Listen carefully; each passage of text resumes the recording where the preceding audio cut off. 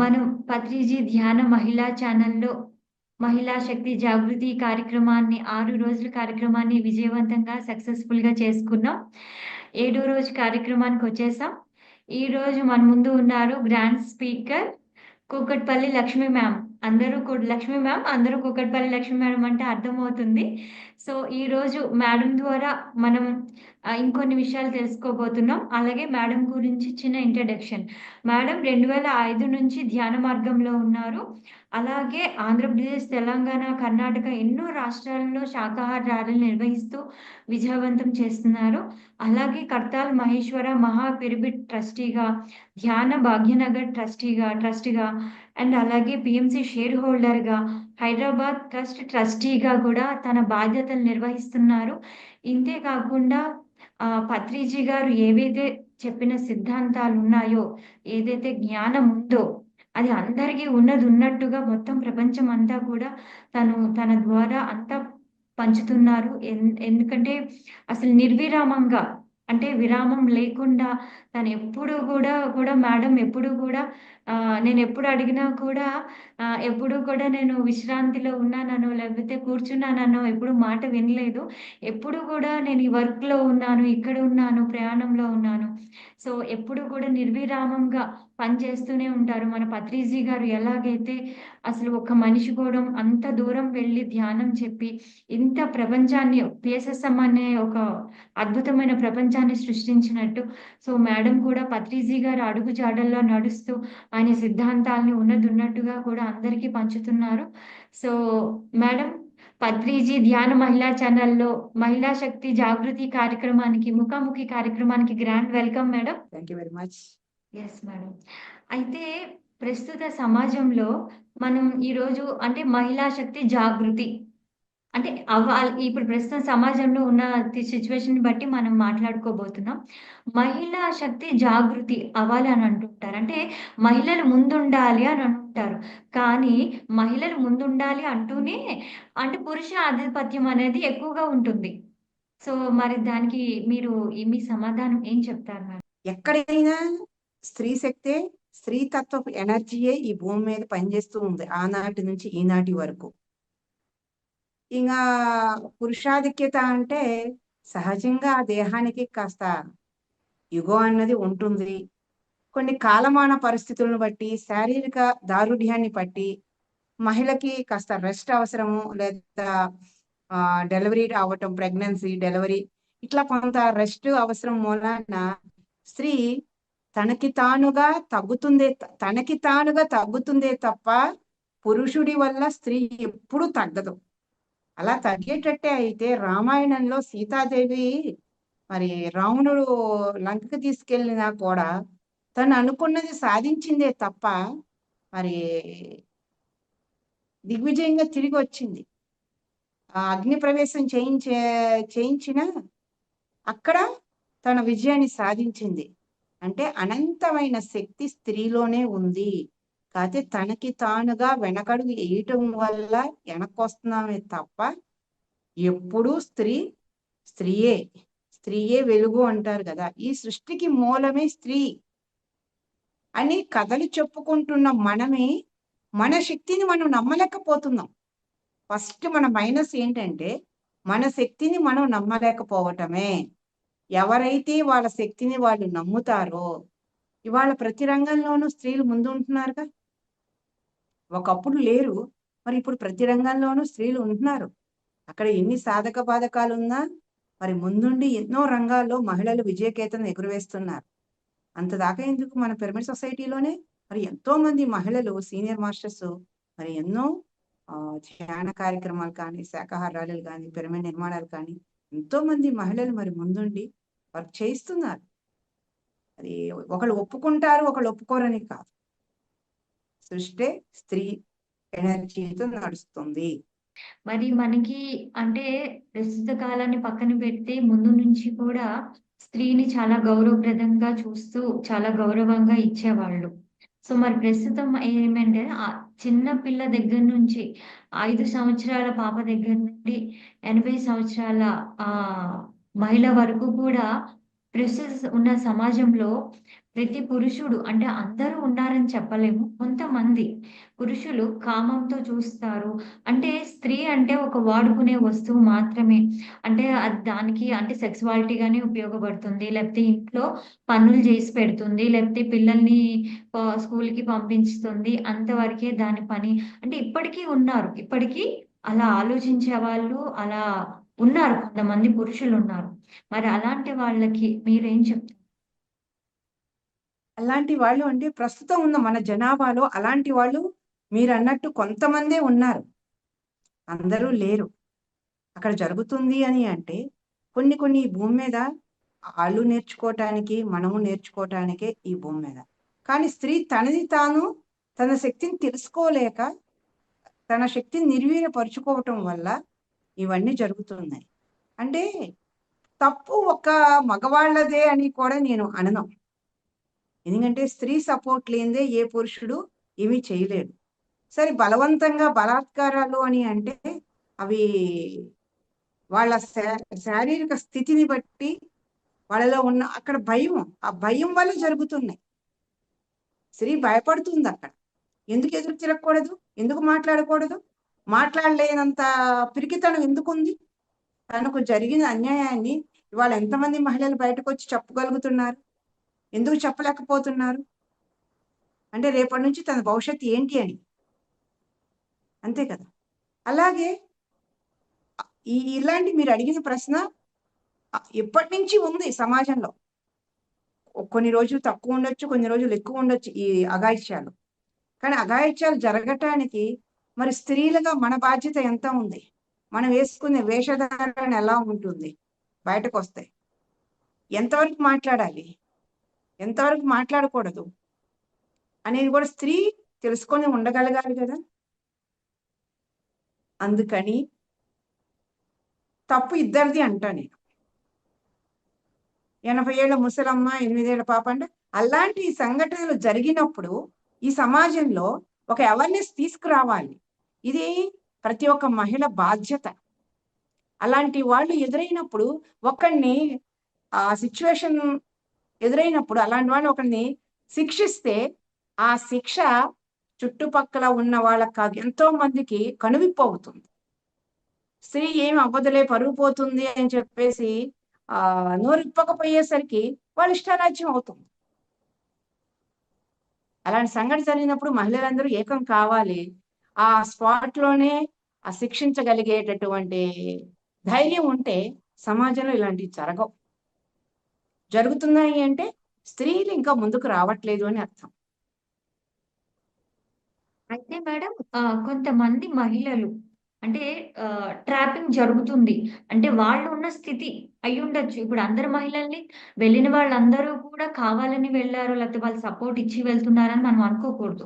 కొంతమంది వాళ్ళు ఉన్న స్థితిని బట్టి ట్రాపింగ్ అనేది జరుగుతూ ఉంటుంది. మరి అలాంటి వాళ్ళకి అంటే ఇప్పుడు వాళ్ళకి తెలియకుండానే కొన్ని సందర్భాల్లో అలా జరుగుతుంది. సో, అలా జరిగిన తర్వాత వాళ్ళు తెలియకుండానే మోసపోతూ ఉన్నారు. మోసపోయిన తర్వాత మరి వాళ్ళు ఏం అంటే మరి బయటకొచ్చి చెప్తే జరుగుతుందా? లేకపోతే పరువు పోతుందని నెమ్మదిగా ఊరుకోవాలి అనంటారా? లేకపోతే బయటకొచ్చి గట్టిగా మాట్లాడాలి అనంటారా? అంటే ఫస్ట్ ఇక్కడ ఏం జరుగుతుంది అంటే సమాజంలో వయసుతో తారతమ్యం లేకుండా ఆహ్, ఇంట్లో ఎలా ఉన్నా బయట వచ్చాక మగవాళ్ళు స్త్రీని ఎలా చూస్తారు? ఆ దృష్టితో సహజంగా చూస్తారు. ఆ స్త్రీ గనక ఆహ్, ఇంట్లో ఏదో ఇబ్బందులవ్వచ్చు. అదే ఇంట్లో ప్రేమ దొరకకపోవచ్చు. ఈళ్ళు కాస్త అభిమానంగా మాట్లాడేటప్పటికి ఈ అభిమానమే నిజమనుకోని అమాయకంగా మోసపోతున్నారు కొంతమంది. అమాయకత్వం. వాళ్ళకి ఆ నాలెడ్జ్ అన్నది లేదు. అయిపోయిన తర్వాత లబోదిబోని మొత్తుకున్న ఉపయోగం ఉండట్లేదు. అలాంటి కేసులు ఎన్నో ఉంటాయి. మేడం మా పేరు చెప్పొద్దు. నా దగ్గరికే వస్తాయి కొన్ని. మేడం పలానా చోట ఇలా జరిగింది, ఇలా జరుగుతుంది అని ప్లీజ్ మేడం మా పేరు చెప్పొద్దు. అంటే వాళ్ళ మనసులో వేదన చెప్పుకోవటానికి మాత్రమే నేను పనికొస్తున్నాను తప్ప, మరి అడుగుతామమ్మా మనము మరి వెళదామని అంటే, వద్దు మేడం పరువు పోతుంది. లేకపోతే మా ఇంట్లో మా పేరెంట్స్ ఇదవుతారు. లేకపోతే నా ఫ్యామిలీ డిస్టర్బ్ అవుతదని. ఇలా చాలా మంది ఉన్నారు. అంటే మరి వాళ్ళలో అండర్‌స్టాండింగ్ లెవెల్ రావట్ల. ఒక తప్పు జరిగితే శిక్షించాలి, దండించాలి అనే సిచ్యువేషన్స్ ఇప్పుడు మహిళల్లో కొంతమందిలో ఉంటున్నాయి, కొంతమందిలో ఉండట్లా. అలానూ ఉన్నారు, ఇలానూ ఉన్నారు. ట్రాపింగ్ జరుగుతుంది మీరు అన్నట్టు. అమాయకమైన స్త్రీలు ట్రాపింగ్ లో పడుతున్నారు. అంటే ఎలా ప్రేమగా మాట్లాడటము, 1-2 సార్లు అయితే మ్యాచింగ్ వేసుకున్నామనో, లేకపోతే పేరు కలిసిందనో, లేకపోతే ఏంటేంటో రకరకాలు. రీసెంట్ గా ఒక కేసు వింటే నేను స్టన్ అయిపోయాను అనమాట. అసలు ఎలా బుద్ధి చెప్పాలో కూడా నాకు అర్థం కాల. AK-47 కనుక నా దగ్గర ఉన్నట్టయితే టక్కున లేపేయాలి అనిపించింది. కాకపోతే గురువు గారు చెప్పింది జీవహింస మహాపాపం అనేది ఒకటి ఉంది కాబట్టి ఆగాను. అంటే ఒక అమ్మాయి, చిన్న అమ్మాయి, అంటే చిన్న అమ్మాయిగా జాబ్ చేసుకుంటుంది. పేరెంట్స్ లేరు. ఒక పేరెంట్స్ అనుకొని వాళ్ళతో చాలా ఫోన్లో కమ్యూనికేషన్ అయ్యింది. తండ్రి అనే భావంతో ఈ పాప ఉంటే అతను కామాంధుడుగా తను మిస్బిహేవ్ చేస్తాడు. ఎలాగో తప్పించుకొని అమ్మ వచ్చి మేడం ఇలా జరుగుతుంది పలానా చోట అని చెప్తే మరి వెళదామంటే ఆగిపోయింది. చదువుకుంది, జాబ్ చేస్తుంది తను మరి, కానీ మానసికంగా ధైర్యం లేదు. ఆ సమస్యని ఎదిరించాలి అన్న ఆలోచన లేదు. మరి ఇలాంటి వాళ్ళందరూ ఉన్నప్పుడు వాళ్ళ ఆటలు సాగుతూనే ఉంటాయి కదా. దానికి మరి మహిళలకి అది ఎడ్యుకేషన్ ఇవ్వాలి. చిన్నప్పటి నుంచే తల్లి లేదా తోడబుట్టిన వాళ్ళు ఒక ఎడ్యుకేషన్ ఇవ్వాలి. బయటకు వెళ్తే ఇలా ఇలా రకరకాల మనస్తత్వాలు ఉంటారు, ఏది ఇది కాదు అనే ఎడ్యుకేషన్ మనం చిన్నప్పటి నుంచి ఇవ్వగలిగితే కొంతవరకు సేవ్ చేయగలుగుతాము అనేది నా ఆలోచన. Yes madam. అయితే ఇప్పుడు ఎవరైతే అలా పిరికితనంతో లేకపోతే పరువు పోతుందనో, లేకపోతే ఇలా తను బయట ఇదవుతుందనో, లేకపోతే పేరెంట్స్‌కి ప్రాబ్లమ్ వస్తుందనో చాలామంది అమ్మాయిలు మోసపోయినా కూడా వెనకబడిపోతున్నారు. సో, మీ దగ్గర కూడా కేసొచ్చింది. కానీ అలా పిరికితనంతో ఆ అమ్మాయిలు వెనకబడిపోతూ ఉంటుంటే మిగిలిన చాలామంది వాళ్ళు ఇంకా మోసపోతూనే ఉంటారు గదా! సో, అలాంటి వాళ్ళకి అంటే ఇట్లా పిరికితనంగా ఇట్లా వెనక ఉన్న వాళ్ళకి మీరేం చెప్తారు? అసలు అంటే అలాంటి అమ్మాయిలకి మీరేం విధంగా మోటివేట్ చేస్తారు? ఈ అంటే విధంగా అలా అంటే పిరికితనంగా ఉండడమే కరెక్ట్ అంటారా? లేకపోతే కాదు, బయటకొచ్చి కరెక్ట్ గట్టిగా కాదు. పిరికితనంగా ఉండటం తప్పు. పిరికితనంగా ఉండకూడదు. ధైర్యంగా మనం ఎదిరించాలి. సో మన లైఫ్ స్పాయిల్ అయిపోయింది, ఓకే. కానీ కనీసం మన చుట్టూ ఉన్న వాళ్ళకి ఒక కనువిప్పు కలుగుతుంది అని ఎదిరించగలిగితే ఆ కొంత సేవ చేయగలుగుతాం. కొంత మిగిలిన అమ్మాయిలైనా మనం సేవ చేయగలుగుతాం. అమ్మాయిలనే కాదు, పెళ్ళైన ఆడవాళ్ళు, భర్త చనిపోయిన ఆడవాళ్ళు, కాస్త డబ్బున్న వాళ్ళు, లేదా కాస్త అందంగా ఉన్నవాళ్ళు, వీళ్ళందరూ చాలా మంది చెప్తూ ఉంటే నాకు ఒక్కోసారి ఆశ్చర్యం వేస్తా ఉంటది. చిన్నపిల్లలేం కాదు, పెద్దవాళ్లే. ఎలా జరుగుతుందో తెలీదు, బాధపడతారు, తర్వాత ఆవేదన చెందుతున్నారు, డిప్రెషన్ లోకి వెళ్తున్నారు, వాళ్ళ లైఫ్ అంతా స్పాయిల్ చేసుకుంటున్నారు. ఈ కొన్ని కొన్ని సంఘటనలు పేరెంట్స్ కి తెలిస్తే ఇదవుతుందని చెప్పి సూసైడ్ చేసుకున్న కేసులు కూడా ఉంటున్నాయి మనకి. ఇది మనం చెప్పేది ఏంటంటే కాలేజీల్లో కానీ లేదా చిన్నప్పటి నుంచి పిల్లలకి తప్పు జరిగినా, తప్పు మాట్లాడినా ఛాన్స్ అయితే మనం ఇవ్వకూడదు. తప్పు మాట్లాడితే లాగి పెట్టి 4 తన్నగలిగితే, చెప్పు తీసుకొని కొట్టగలిగితే మిగిలిన చుట్టూ ఉన్న 100 మంది అమ్మాయిలకి ధైర్యం వస్తుంది. ఆ ఒక్క అమ్మాయి చేసిన పనికి కొన్ని వందల మందికి ధైర్యాన్ని ఇస్తుంది. అది అది నేను నా దగ్గరకు వచ్చిన వాళ్ళకైతే చెప్తా. కానీ ఆ ధైర్యం చేయలేకపోతున్నారు. మనం ఎంత సపోర్ట్ ఇచ్చినా కొంతమంది ధైర్యం చేయలేకపోతున్నారు. తల్లిదండ్రులు పిల్లలకి ఎంత వరకు ఫ్రీడమ్ ఇవ్వాలంటారు? ఎంతవరకు ఇవ్వాలి అంటే కొంతవరకే ఇవ్వాలి. ఫ్రీడమ్ అంటే ఏంటి? ఫ్రీడమ్ అనే దానికి అసలు ఆ నిర్వచనమే మారిపోతూ వస్తుంది రాను రాను కాలంలో. ఒకప్పుడు ఆడపిల్ల బయటకెళ్తే పక్కన ఒక చిన్న బాబునైనా తోడిచ్చి పంపేవారు. అక్కడ ఈ అమ్మాయి వల్ల కానీ, అవతల వల్ల కానీ ఏమైనా జరిగితే అక్కడ వివరాలన్నీ ఈ పిల్లలు ఇంటికొచ్చి చెప్తారు అనే ఒక ఇది. అవతల వాళ్ళకు కూడా ఒక భయం ఉంటుంది. అక్కో, తమ్ముడో, అన్న ఉన్నాడు ఈ పిల్లవ అనేసి. ఇప్పుడు ఎవరు ఇండివిజువల్ గా వెళ్తాం. ఫ్రీడమ్ అంటే ఏంటి? ఎంతవరకు? తల్లిదండ్రులు కూడా ఇప్పుడున్న ప్రజెంట్ సిచ్యువేషన్స్ లో తల్లిదండ్రులకే సరైన నాలెడ్జ్ లేదేమో అనిపిస్తుంది. లేదా ఇప్పుడు హైటెక్ యుగంలో ఈ నాగరికత పేరుతోటి ఫ్రీ అని అనుకుంటున్నారు. జీవితాలు నాశనం అయిపోయిన తర్వాత నీవు ఇచ్చిన ఫ్రీడమ్ ఏమవుతుంది? నీ పిల్ల జీవితమే పాడైపోయిన తర్వాత అప్పుడు లవ్వొద్దు అని మొత్తుకుంటే ఏమవుతుంది? ఏమి ఉండదు కదా, చేతులు కాలేక ఆకులు పట్టుకున్నట్టే ఉంటుంది. అందుకని ఆడపిల్ల పెళ్ళయ్యేంత వరకు, పెళ్ళయిన తర్వాత అయినా తన పరిధులు ఏంటో ప్రతి పేరెంట్స్ ఆడపిల్లకి నేర్పాలి. ఫస్ట్ తన వేషధారణ ఎలా ఉంది, మాట ఎలా ఉంది, అవన్నీ ముందు నుంచి మనం నేర్పుకుంటే ఈ కొంతవరకు తగ్గుతాయి. అవి నేర్పే టైం ఉండట్లే ఈ హైటెక్ యుగంలో. మగపిల్లలతో ఎలా ఉండాలి, ఎంతవరకు ఉండాలి, ఎలా మాట్లాడాలి అని, తనని తాను ఎలా రక్షించుకోవాలి. కొంతమంది మాట్లాడలేకపోవచ్చు. చిన్నప్పటి నుంచే వాళ్ళకి కరాటే లాంటి ఒక సెల్ఫ్ కాన్ఫిడెంట్ పెరుగుతూ అవసరమైతే 4 తన్నేంత ధైర్యాన్ని కూడా మనం ఆడపిల్లలకి ఇవ్వగలిగిన రోజునే ఇలాంటివన్నీ అరికట్టగలుగుతాం. జరిగిన తర్వాత కేసు పెట్టి వాడిని బజార్కి ఇచ్చి ఉపయోగం ఏముంది? జీవితం స్పాయిల్ అయిపోయిన తర్వాత అదొక తన జీవితంలో ఒక మచ్చగాని మిగిలిపోతుంది కదా. ముందు నుంచే ప్రతి తల్లి ఆడపిల్లకి నేర్పాలి. ఎందుకంటే ఆ మధ్య నేను ఒక పేపర్లో చూసాను, చాలా వేదన కలిగింది అనమాట. ఒక 12 years పాప.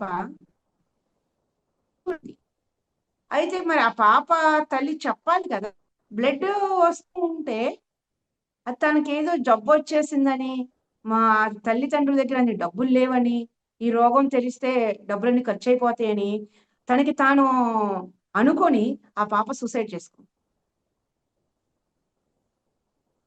అంటే మినిమం నాలెడ్జ్ కూడా ఇవ్వలేని అజ్ఞానంలో ఉన్నామా మనము? దీనికి సంబంధించి స్కూల్స్ నుంచి కానీ, ఇంట్లో పేరెంట్స్ దగ్గర నుంచి ఆడపిల్లలకి సరైన జ్ఞానాన్ని అందివ్వాల్సిన బాధ్యత ప్రస్తుత పరిస్థితుల్లో కాదు, ఎప్పుడూ ఉంటుంది, ఉండాలి కూడా. స్త్రీలో అనంతమైన శక్తి దాగి ఉంది. స్త్రీ ఎంతో శక్తివంతమైందని చెప్తున్నాం. మరి అంత శక్తివంతమైన స్త్రీ సరైన సమయంలో ఎందుకు స్పందించదు? ఒకవేళ ఆ స్త్రీ మహిళ స్పందించినా కూడా సమాజం వినే ఏమంటారు? సమాజం వినే పరిస్థితిలో ఉందా అసలు? అనంతమైన శక్తి ఉంది అన్న సంగతి తనను తాను తెలుసుకోవాలిగా. ఫస్ట్ తన శక్తి ఉందని తను తెలుసుకోవట్లేదు, అది మైనస్ అవుతుంది. దాన్ని తెలుసుకోవాలి అంటే ప్రతి మహిళ ధ్యానం చేసి తీరాల్సిందే. వాళ్ళ ధ్యానం చేసినా ఎంతవరకు తను ఇదవుతుందో తెలీదు. ఇలా ఉండాలంటే ఉండకూడదు, నేర్చుకోవాలి. సమాజం అంటావా? సమాజానికి భయపడే స్త్రీ తనని తాను తన శక్తిని నిర్వీర్యపరుచుకుంటుంది. సమాజం అంటే ఎవరు? లోకులు, కాకులే కదా. లోకులే. మనం ఏం చేసినా, ఏది మాట్లాడినా తప్పు పట్టేవాళ్ళు ఎప్పుడూ ఉంటారు. ఆనాడు సీతాదేవిని తప్పు పట్టలేదా? ప్రతి యుగంలోనూ ఉన్నారు. మనమేంటో మనకు తెలుసు, మనం ఎలా ఉన్నామో మనకు తెలుసు అంటారని సమాజం ఎప్పుడు సపోర్ట్ రాదు, ఏ రోజు ఎప్పుడు రాదు. నువ్వు ఒక పని చెయ్యాలని నువ్వు మొదలు పెడితే నీకు సపోర్ట్ ఎంతమంది వస్తున్నారు? ఎవరు రారు. అయినా నీ ధైర్యంతో, నీ తెలివితేటలతో నువ్వు పని మొదలు పెడితే నువ్వు సక్సెస్ వైపు బయలుదేరావు, నువ్వు సక్సెస్ అవుతున్నావు. అప్పుడు నీ వెంట రాని ఈ 10 మంది, ఇప్పుడు రాని 10 మంది అప్పుడు నీ వెనకుంటారు. ఇప్పుడు రారు స్టార్టింగ్లో ఎవరునో, కానీ ధైర్యంతో సాహసం చేసి పని మొదలెట్టి ముందుకెళ్తూ ఉంటే అప్పుడు వెనక నడుస్తూ ఉంటారు. ఇదే లోకం తీరు. ఆనాడైనా ఈనాడైనా, ఏ రోజైనా ఏనాడైనా సమాజంలో ఉన్న పరిస్థితి ఇది. ఎవరు నువ్వు ఈ పని చేస్తుంటే మెచ్చుకొని నీకు సపోర్ట్ చేసేవాళ్ళు ఏ యుగంలోనూ ఎవరు ఉండరు. మన అదృష్టం ఏంటి అంటే ఈ యుగంలో పత్రిజీ వచ్చి మహిళలలో ఉన్న శక్తిని తెలుసుకోవటానికి ధ్యానాన్ని తెలిపి మీరు చెయ్యగలరు అంటూ మహిళా ధ్యాన మహాచక్రాలంటూ మరి ఈ భూమి మీద ఏ యుగంలోనూ జరగనంత గొప్ప కార్యక్రమాన్ని మహిళల చేత నిర్వహింప చేశారు. నాకు తెలిసి ఆనాటి నుంచి ఈనాటి వరకు స్త్రీని గౌరవించి స్త్రీని సపోర్ట్ చేసింది ఒకే ఒక్కళ్ళు పత్రిజీ మాత్రమే. అయితే మేడం మీరు పత్రిజీ గారు స్త్రీలకి ప్రథమ స్థానాన్ని ఇచ్చారు, ముందుంచుతున్నారు అని చెప్తున్నారు. ఎస్. అయితే పత్రిజీ గారు ఎప్పుడైతే ఆయన అనంతమైన శక్తి విశ్వం ఎక్కడైనా సరే ఎప్పుడైనా ఉంటారు. చావు, మరణం అనేది లేదని చెప్తుంటారు. అయితే ఆయన అంటే ఫిజికల్‌గా కొన్ని వర్క్స్ ఉండాలి. సో, ఆయన బాడీ వెకేట్ చేసిన తర్వాత ఆయన ఉన్నప్పుడు పత్రిజీ ధ్యాన మహిళా చక్రాలు జరపాలి అని చెప్పి పత్రిజీ ధ్యాన మహిళా చక్రాలు 3, 4 జరిపించారు. మహిళల్ని ముందుండి స్టేజ్ మీద కూడా మొత్తం అందరిని మహిళల్ని ఉంచి మాట్లాడించి చెప్పించేవాళ్ళు. మరి ఆయన బాడీ వెకేట్ చేసిన తర్వాత ఎందుకు అంటే మహిళా ధ్యాన మహిళా చక్రాలు ఎందుకు జరగట్లేదు? ఆ పేరుతో అసలు ఎందుకు జరగట్లేదు? పత్రిజీ ధ్యాన మహాయాగం జరుగుతుంది. ఆయన ఎప్పుడూ కూడా ఒక గురువు నన్ను పూజించండి, నా పేరు పెట్టుకోండి అని ఎప్పుడు చెప్పలేదు. ఓకే. మహిళా చక్రాలు అనేవి ఎందుకు ఆగాయి అసలు? ఎందుకు స్త్రీలని వెనకబెడుతున్నారు? ఎందుకంటే ఇది మొత్తం కొంతమందిలో ఉన్న ప్రశ్న. ఎందుకంటే మీరు ఓకే. చెప్పారు కాబట్టి పత్రిజీ ఎప్పుడు మహిళలకి మహిళా చక్రాలు పెట్టమని చెప్పారు కాబట్టి. బట్ ఇప్పుడెందుకు జరగట్లేదు?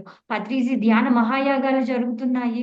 కానీ ఎప్పుడు ఆయనెప్పుడు స్త్రీలకు ముందిస్తే స్థానాన్ని, మరి ఆయన వెళ్ళిన తర్వాత ఎందుకు స్త్రీలకి వెనకబడుతున్నారు? ఎందుకు ఆయన సిద్ధాంతాలను ముందుకు తీసుకురావట్లేదు? ఎందుకు పాటించట్లేదంట?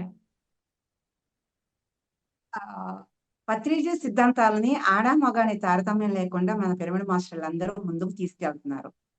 ఇక పేరు అని అంటారా, పత్రిజీ మహిళల్ని ముందు పెట్టి మరి 2019లో మహిళా ధ్యాన చక్రం అనౌన్స్ చేయగానే ఎంటైర్ ఎర్త్ మీద ఒక మూమెంట్ చూసాం, ఒక గ్రోత్ అన్నది చూసాం. అది నిజంగా ప్రతి ఉమెన్ లోనూ నా ఎనర్జీని నేను చూసా, ఆనందాన్ని చూసాను నేనైతే. అంటే మన పేరు మీద ఒక వాళ్ళు కార్యక్రమం చేస్తున్నారు, పాల్గొన్నా పాల్గొనకపోయినా ఒక ఆనందాన్ని అయితే ఎంటైర్ సొసైటీలో నేను చూసాను. ప్రతి విభాగంలోనూ ప్రతి రంగంలోనూ అది ఆ గ్రోత్ అనేది కనపడింది అప్పుడు, ఆ ఎనర్జీ భూమి మీద. పేరు ఇప్పుడు ఎందుకు తీసేశారు అనేది ఒక క్వశ్చన్ మీది. అంటే పత్రిజీ ఉన్నప్పుడు ఏ పేరు పెట్టినా గురువుకి ఎదురు చెప్పం ఎవరు మీకు కూడా. గురువుకి తెలుసు ఏ పేరు పెట్టాలో ఏ పేరు పెట్టకూడదు అనేది. ఇక గురువు వెళ్ళిపోయిన తర్వాత జరిగిన పరిస్థితి ఏంటి అంటే, మహిళైనా పురుషుడైనా గురుగారు ఉన్నప్పుడు జరిగిపోయింది. ఇప్పుడు గురువు గారి పేరు మీదే కార్యక్రమం జరుపుతున్నాం, వేరే ఇంకొక పేరు పెట్టట్లేదు కదా అనేది మన వాళ్ళ వాదన. అది వాస్తవమే, కాదనేటానికి అక్కడ ఛాన్స్ లేదు. మన వాళ్ళు ఇంకా కొంతమంది అంటూనే ఉన్నారు, మహిళల్ని ఎందుకు తీసేశారు, ఆ పేరు ఎందుకు తీసేశారు అని.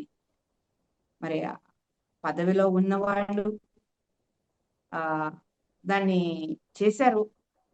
నిజంగా ఆ పేరు కావాలి అంటే మరి మహిళా శక్తి అంతా సంఘటితం కావాలి. మహిళలందరూ కలిసి సంఘటితం అయితే ఆ పేరు మళ్ళీ పెడతారు, తీసుకొద్దాం ఆ పేరుని. మహిళలు అవ్వాలి కదా. మరి ఎందుకు తీసేశారు అని ఏ రోజైనా దాన్ని కూడా, ఇప్పుడు వాళ్ళు తీసేశారు అంటే వాళ్ళు ఏదో తక్కువని కాదు, వాళ్ళేమి ఇది కాదు. వాళ్ళకున్న ఆలోచన ప్రకారంగా, వాళ్ళకున్న నాలెడ్జ్ ప్రకారంగా గురువు గారి పేరు పెట్టుకుందామని గురువు గారి పేరే పెట్టారు. దాన్ని కూడా తల్లి స్థానంలో ఉండి ప్రతి మహిళ యాక్సెప్ట్ చేసింది, చెయ్యాలి. ఎందుకంటే మహిళకి ఓర్పు సహనం అన్ని ఉన్నాయి కాబట్టి. మగవాళ్లలో ఎన్ని తప్పులు జరిగినా, ఎంత కొట్టినా, సంసారాన్ని పట్టించుకోకపోయినా, బిడ్డల్ని వదిలేసినా ఆ బిడ్డల్ని సాకుతూ 4 ఏళ్లలో పాచి పని చేసైనా ఆ బిడ్డల్ని సాకుతూ మళ్ళీ ఏడాది తర్వాత 2 ఏళ్ల తర్వాత ఆ భర్త తిరిగి వచ్చినా క్షమించగలుగుతుంది. ఆ క్షమాగుణం ఉండబట్టే ఇవాళ భూమి ఇలా జరుగుతుంది. మీరన్నట్టు మహిళా చక్రాలు కావాలి అని మన అందరం కోరుకుంటే జరుగుతుంది. మరి మహిళలందరినీ ఏకం చేద్దాం, పెడదాం ఆ కార్యక్రమాన్ని, ఆ పేరుతోనే జరిపిద్దాం. అయితే మగవారు ఆడవారి పట్ల గౌరవప్రదంగా నడుచుకోవాలి అంటే, అంటే ఇచ్చే విధంగా గౌరవాన్ని ఇచ్చే విధంగా, నడుచుకునే విధంగా ఉండాలంటే ఏం చేయాలంటారు? దానికి మీ సమాధానం? గౌరవం ఇవ్వాలి అంటే అది ఒకళ్ళు ఇచ్చేది కాదు, ఒకళ్ళు తీసుకునేది కాదు. మన వేషధారణ బట్టి, మన మన మాట తీరుని బట్టి, మనం చేసే వర్క్‌ని బట్టి గౌరవాన్ని ఇస్తారు. మన పురాణాల్లో కూడా చెప్పబడి ఉంది కదా. ఎక్కడైతే స్త్రీని గౌరవింపబడుతుందో పూజ అక్కడ సకల దేవతలు ఉంటారు అనేది ఆ విషయాన్ని వాళ్ళకి అర్థమయ్యేలాగా చెప్పగలగాలి. ఒకప్పుడు అంటే గురుకులాలు ఉండేవి. లేదా తర్వాత రామాయణాలు, భారతాలు, భగవద్గీతలు ఇంట్లో నాయనమ్మల ద్వారానో, అమ్మమ్మల ద్వారానో విన్నారు. అరే బాబు నువ్వు అక్కని ఇలా అక్కతో ఇలా ఉండాలి, చెల్లిని ఇలా చూడాలి అని అక్క చెల్లెళ్ళ పట్ల వాళ్ళకున్న ధర్మాన్ని ఇంట్లో పెద్దలు చెప్పేవారు. అలా కొంతకాలం సాగింది. స్త్రీలను గౌరవించాలి తోడబుట్టిన వాళ్ళని కానీ. రాను రాను కాలంలో ఈ ఇంగ్లీష్ మీడియం చదువులు వచ్చేసి ఆ పురాణాలు చెప్పట్లేదు, గౌరవించమని చెప్పట్లేదు. ట్రెండ్ మారుతూ వచ్చి అది మళ్ళీ తీసుకురావాలి ఇంట్లో పేరెంట్స్. ఒక నీతో కలిసి చదువుకునే అమ్మాయిని నువ్వు ఎలా గౌరవించాలి, నువ్వు గౌరవిస్తే ఆ అమ్మాయి నిన్ను ఎలా గౌరవిస్తుంది. స్త్రీని గౌరవించిన వాడే ఎవరైనా కావచ్చు, ఇన్ని పదవులు ఉండొచ్చు, ఇన్ని ఆస్తులు ఉండొచ్చు, ఏమైనా కావచ్చు. స్త్రీ పట్ల వాళ్ళ భావన పవిత్రంగా ఉంటేనే ఆ పురుషుడు జీవితంలో విజయాన్ని సాధిస్తాడు. ఆ స్త్రీ పట్ల భావనలో ఎక్కడైతే తప్పుడు భావన ఉంటుందో వాళ్ళ ఆస్తులున్నా పదవులు ఉన్నా వాళ్ళు మానసికంగా నిద్ర పట్టదు, వాళ్ళకి తృప్తి ఉండదు వాళ్ళ జీవితం. గౌరవించాలి అంటే ముందు చిన్నప్పటి నుంచి ప్రతి ఇంట్లోనూ ఆ బోధ అన్నది జరగాలి. స్త్రీని ముందు అక్క చెల్లెల్ని నీ తోడబుట్టిన వాళ్ళని నువ్వు గౌరవించకపోతే సమాజంలో ఉన్న స్త్రీని ఏం గౌరవిస్తారు? ఇవాళ భార్యను ఎంతమంది గౌరవిస్తున్నారు? తన కడుపును పుట్టిన బిడ్డను ఎంతమంది గౌరవిస్తున్నారు? ఆడపిల్లని చిన్న చూపు ప్రతి చోట ఉంది. కానీ దాన్ని కొంచెం కొంచెంగా ఒక పాజిటివ్ ఎనర్జీ పెరిగే కొద్దీ ఆ శక్తి మా ఆడవాళ్ళది గౌరవించట్లేదని మనం మాట్లాడుకుంటున్నాము. మరి కొంతమంది ఆడవాళ్ళ వల్ల పురుషులు ఇబ్బంది పడుతూ ఉన్నారు. మరి వాళ్ళ పరిస్థితి. కాబట్టి ఇది ఒక్కొక్క స్థితిలో ఒక్కొక్క జరుగుతుందే కానీ అలా అని పురుష ద్వేషులు కాదు, అలా అని స్త్రీ ద్వేషులు కాదు. ఒక ఇంట్లో అలాగూ ఉన్నారు, ఒక ఇంట్లో అలాగూ ఉన్నారు. అందుకే పత్రి సార్ ఏం చెప్పారంటే స్త్రీతత్వం కావాలి అన్నారు. అంటే ప్రేమ, ధైర్యం, ఓపిక, సహనం, స్త్రీతత్వం కావాలి, అర్ధనారీశ్వర తత్వం కావాలి. అంటే ఇంట్లో ఇద్దరు సమానమే, ఒకళ్ళు ఎక్కువ కాదు, ఒకళ్ళు తక్కువ కాదు. అది సంపాదించవచ్చు, చదువుకోవచ్చు, చదువుకోకపోవచ్చు, పరిస్థితులు ఏమైనా ఆ కుటుంబంలో భార్యాభర్తలు ఇద్దరు సమంగా ఆ సమమైన దృష్టి ఎప్పుడైతే వస్తుందో సమాజం బాగుంటుంది. అయితే నేను అంటే పత్రిశ్రీ గారు ఎప్పుడు చెప్తూ ఉంటారు, పత్రిజీ గారు ఏంటంటే ప్రతి స్త్రీ దగ్గర నుంచి నేర్చుకోవాలి. ఎందుకంటే స్త్రీ ఒక పుస్తకం. అది చదవడం అంటే తనని అర్థం చేసుకోవడం చాలా కష్టం. ఎందుకంటే స్త్రీని సృష్టించడం బ్రహ్మకే కష్టమైన పని. సో, అయినా సృష్టించాడు. ఎందుకంటే సృష్టికి ప్రతి సృష్టి జరగాలి కాబట్టి సృష్టింపబడింది స్త్రీ. కాబట్టి పత్రిజీ గారు ఆ స్త్రీతత్వాన్ని తెలుసుకున్నారు కాబట్టి ప్రతి స్త్రీ దగ్గర నుంచి నేర్చుకోవాలి. ప్రతి స్త్రీని భార్య, అక్క, చెల్లి అందరి దగ్గర నుంచి స్త్రీని గౌరవించాలి. స్త్రీ దగ్గర నుంచి నేర్చుకోవాలని చెప్తుంటారు. ఈ స్త్రీ దగ్గర నుంచి నేర్చుకోవాలి అన్న పదాన్ని కొంతమంది మిస్‌యూజ్ చేస్తూ అంటే రాంగ్ వేలో ట్రాకింగ్‌కి వెళ్తున్నారు. మరి అలాంటి వాళ్ళకి మీరు చెప్పే సమాధానం? అసలు స్త్రీ దగ్గర నుంచి నేర్చుకోవాలి అంటే స్త్రీ దగ్గరికి అంత నాలెడ్జ్ ఎక్కడ ఉంది? ఎలా వచ్చింది తనకి అంటే అబ్దుల్ కలాం గారు చెప్తారనమాట. స్త్రీ కన్సీవ్ అయిన తర్వాత డెలివరీ అవుతుంది. ఆ డెలివరీ అయ్యే సమయంలో నిజంగా చావు అంచులకు వెళ్తుంది. కొంతమంది అయితే చచ్చిపోతారు కూడా డెలివరీ టైంలో. అంటే ఒక బిడ్డకి జన్మనివ్వటము అని అంటే ఇంకొక జన్మ తల్లికి అని అంటారు. అంటే ఎవరైతే ఆ చావు అంచుల వరకు వెళ్తారో వాళ్ళ ఎన్లైట్మెంట్ జరుగుతుంది అంటారు. ప్రతి స్త్రీ 9 నెలలు తన గర్భంలో ఒక బిడ్డని మోసి జన్మనిస్తుంది కాబట్టి ఆ నొప్పులేంటో తెలుస్తుంది, ఆ బాధ ఏంటో తెలుస్తుంది. ఆ బాధ నొప్పులు పడి పుట్టిన బిడ్డని చూసుకున్నప్పుడు అవన్నీ మర్చిపోయి తన ప్రేమని చూపిస్తుంది, వాత్సల్యాన్ని చూపిస్తుంది. అంటే ఆ స్త్రీ ఆ చివరి అంచుల వరకు వెళ్ళింది కాబట్టే ఆ జ్ఞానం అన్నది అక్కడ స్త్రీకి లభ్యమవుతుంది. పురుషుడికి మరి ఆ ఛాన్స్ లేదు కదా. ఆ ఛాన్స్ ఉంటే వాళ్ళు నేర్చుకునే వాళ్ళేమో, వాళ్ళకి లేదు. అంటే ఈ మధ్య నేను ఒక వీడియోలోనే ఎక్కడో చూస్తాను. స్త్రీ డెలివరీ అవుతుంటే, వైఫ్ డెలివరీ అవుతుంటే భర్త దగ్గర ఉండాలనుకొని చూస్తాడు. అతను నిజంగా ఆ టైంలో ఆ పెయిన్స్, తన వైఫ్ పడే బాధ చూసి ఇంకొక బిడ్డ వద్దు, నేను ఇంత ఇబ్బంది పెడుతున్నానా, ఇంత ఇబ్బంది వల్ల ఇంకొక బిడ్డకి జన్మనివ్వాలి అంటే లైఫ్ ఎన్లైట్మెంట్ అన్నది అక్కడ జరుగుతుంది. మరి నేనిచ్చే సందేశాలే మనం ఇవ్వం. మన కళ్ళ ఎదుటుగా జరుగుతున్నటువంటి తప్పని ఖండించాలి. అది ఆడ అని వాళ్ళు కాదు, మగ అని కాదు. ఒకవేళ అలా ఏ స్త్రీ అయినా ముందుకొచ్చి నాకు ఇలా జరిగింది అన్నప్పుడు ఆడవాళ్ళందరూ సపోర్ట్ ఇవ్వాలి. సపోర్ట్ ఇస్తేనే తర్వాత జనరేషన్కైనా, తర్వాత చుట్టూ ఉన్నవాళ్ళకైనా ఒక భరోసా వస్తుంది. అలాంటివి ఇంకోసారి రిపీట్ అవ్వకుండా ఉంటాయి. కానీ అలా వచ్చేవాళ్ళు తక్కువ. ఒకవేళ వచ్చిన మొగుడి మీద కేసేసిందంట, ఇలా ఇవి ఉన్నాయి కదా. సూటిపోటి మాటలను తట్టుకోలేక బయటికి రాలేకపోతున్నారు. కానీ మన దృష్టికి వచ్చినప్పుడు మనం అలా మాట్లాడకూడదు. తన తన సమస్యని అర్థం చేసుకొని, తన కోణంలో నుంచి తను అర్థం చేసుకొని ప్రతి మహిళ సపోర్ట్ ఇవ్వాలి. It's really wonderful session today. చాలా అద్భుతంగా చెప్పారు. ఎందుకంటే ఇప్పుడు జరుగుతున్న వాటి మీదే మనం మాట్లాడుకుంటున్నాం కాబట్టి, చాలా అద్భుతమైన అందరికీ మంచి మెసేజ్ ఇచ్చారు మేడం మీ ద్వారా. It's really wonderful session today. Thank you ma'am. Thank you so much. అది ఫ్రెండ్స్. సో మేడంతో మాట్లాడాలనుకున్న వాళ్ళు వెయిట్ చేయండి. మేడం టైం ఇస్తారు. అండ్ అలాగే కూడా నిజంగా పత్రిజీ ధ్యాన మహిళా ఛానల్‌ని ఆదరిస్తున్న ప్రతి ఒక్కళ్ళకి కూడా నా హృదయపూర్వక నమస్కారాలు. ఎందుకంటే చాలా మందికి అసలు చాలా బాగా నచ్చింది ఈ ప్రోగ్రామ్. చాలామంది చాలా మంచి పని చేస్తున్నారని చాలా అప్రిషియేట్ చేస్తున్నారు. నాకు నిజంగా చాలా చాలా హ్యాపీగా ఉంది. ఎందుకంటే ఒక ఛానల్ నిజంగా అందరికీ నచ్చడం అంటే అది మహిళల గురించి ఇంత అవేర్‌నెస్ తీసుకురావడం అందరికీ చాలా బాగా అనిపిస్తుంది. ఈ ఛానల్‌ని ఆదరిస్తున్న ప్రతి ఒక్కళ్ళకి కూడా పేరు పేరున నా హృదయపూర్వక నమస్కారాలు. అండ్ ఇక్కడికి రోజు అసలు చాలా సిన్సియర్‌గా వచ్చి ప్రతి ఒక్క మాస్టర్ నుంచి కూడా ప్రతి ఆ సమాచారాన్ని తీసుకొని, ఇన్ఫర్మేషన్ తీసుకొని పాటించాలని కోరుకుంటూ, అండ్ అలాగే ప్రతి ఒక్కళ్ళకి కూడా ఈ వీడియోస్ అన్ని షేర్ చేయండి, సబ్స్క్రైబ్ చేయండి. దానివల్ల ఏంటి అంటే ఇంకా చాలా మందికి రీచ్ అవుతుంది.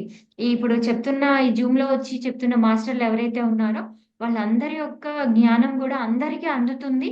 So, please share and subscribe. And ఇంకోటేంటంటే మనం రోజు ఎప్పటికప్పుడు ఈ ఛానెల్‌లో కొత్త కొత్త ప్రోగ్రామ్స్‌ని మనం నడిపిస్తూనే ఉంటాము. ఈరోజు ఆఖరి రోజు ఇంకా ప్రోగ్రామ్స్ అయిపోతాయేమో అని అనుకోకండి. సో, ఈ రోజుతో ఈ ప్రోగ్రామ్ అనేది మహిళా శక్తి జాగృతి కార్యక్రమం అనేది ఎండ్ అవుతుంది. ఎల్లుండి నుంచి 24థ్ నుంచి ఆరోగ్య మహిళ కార్యక్రమం అనేది స్టార్ట్ అవ్వబోతుందండి. 21 డేస్. సో, ప్రతి ఒక్కళ్ళు కూడా అందరికి ఇన్ఫర్మేషన్ చేయండి. నేను ఫ్లైయర్ కూడా గ్రూప్‌లో షేర్ చేస్తాను. అది అందరికీ షేర్ చేయండి. ఎందుకంటే ప్రతి మహిళకి కూడా, ప్రతి ఒక్కళ్ళకి కూడా అది యూజ్‌ఫుల్ సబ్జెక్ట్. ఎందుకంటే మనకి ఆరోగ్యం ఉంటేనే ఏ పనైనా చేయగలుగుతాం. ధ్యానంతో అన్ని విధాలుగా కూడా ఆరోగ్యం మన చేతుల్లోనే ఉంటుంది కాబట్టి. సో, అందరూ కూడా ఆ ప్రోగ్రామ్‌కి అటెండ్ అవ్వండి. ఇంకా కొత్త కొత్త ప్రోగ్రామ్స్‌తో మీ అందరికీ నచ్చే విధంగా ఈ ప్రోగ్రామ్స్‌ని ఈ ఛానెల్‌లో జరిపించడం జరుగుతూ ఉంటుంది. So, please share and subscribe all అందరికీ కూడా. సో, మరొక కొత్త ప్రోగ్రామ్‌తో, కొత్త కాన్సెప్ట్‌తో మీ ముందుకొచ్చేస్తున్నాం ఎల్లుండి. సో, 24థ్ నుంచి ఆరోగ్య మహిళా కార్యక్రమం అనేది స్టార్ట్ అవ్వబోతుందండి. మీకు తెలిసిన ఫ్రెండ్స్ అందరికీ షేర్ చేయండి. సో, ఇంకా ఎవరైనా అంటే నా నంబర్‌కి కూడా మెసేజ్ చేయొచ్చు. ఫ్లైయర్‌లో నంబర్‌లుంటాయి. ఆ నంబర్‌లకి మెసేజ్ చేయండి. మీకు అన్ని ఇన్ఫర్మేషన్ ఇవ్వడం జరుగుతుంది. ఓకేనా? Thank you. ఈరోజు ఈ కార్యక్రమాన్ని మనం ముగించుకుందాం. సో, ఇంకొక సరికొత్త కార్యక్రమంతో మనం వచ్చేద్దాము. Thank you all. నిజంగా ఈ ఛానెల్‌ని ఆదరిస్తున్న ప్రతి ఒక్కళ్ళకి కూడా నా హృదయపూర్వక నమస్కారాలు. అలాగే పత్రిజీ గారికి, స్వర్ణమాల పత్రి మేడంకి కూడా నా కృతజ్ఞతలు. Thank you. Thank you all.